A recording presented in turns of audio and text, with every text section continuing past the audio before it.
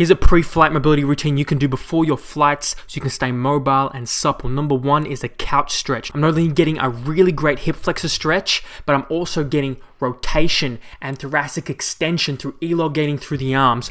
A great bang for buck right there, 2 for 1. Second one is an elevated pigeon stretch. Notice I'm really trying to control my deep breathing as I'm lowering my back knee to the floor, slowly easing into it, using the exhale to find room, and I'm slowly leaning my torso forward slowly while keeping my spine extended to find more space.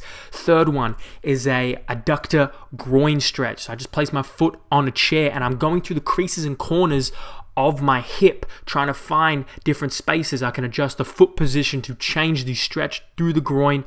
This one, really, you can explore a lot of options here depending on your positioning.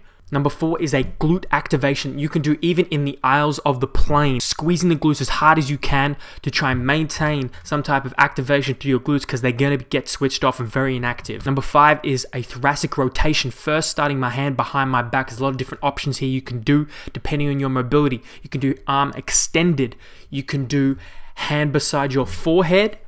You can do fingertips, or if you have less mobility, you can do a fist onto the side of the forehead. Choose any option that works for you. The third last one is elevated cat camel. I love this one because it just feels great for me when I have my hands elevated as opposed to the floor. I feel like I can open up a lot more through the thoracic as well as the pecs and shoulders.